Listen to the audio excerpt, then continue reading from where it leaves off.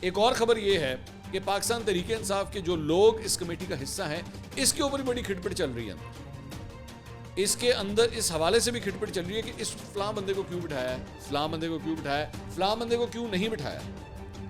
اس کے حوالے سے بھی جو ہے وہ ایشوز چل رہے ہیں پارٹی کے اندر. اور مثال کے طور پہ علی ظفر صاحب, اب علی ظفر صاحب جو ہیں وہ اس کا حصہ نہیں ہے.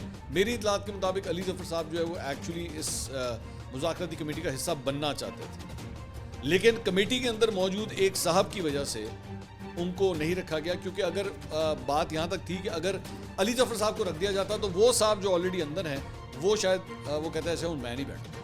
مطلب یہ میں آپ کو اختلاف کی صورتحال بتا رہا ہوں, ٹھیک ہے. اب ظاہری بات ہے وہ میں نہیں بتاؤں گا, کیونکہ اگر میں نے وہ بتا دیا تو پھر ہماری سورس ریویل ہو جائے گی کہ کون صاحب تھے جنہوں نے مطلب یہ اعتراض کیا کہ جی اگر آپ نے ان کو بٹھایا تو پھر میں نہیں بیٹھوں. تو یہ اس وقت یہ صورتحال ہے آپس میں جو کھینچا تانی ہے نا وہ ہے. لیکن یہ کھینچا تانی وہ کھینچا تانی ہے جو کبوتر اندر سے خبر لے کر آیا ہے.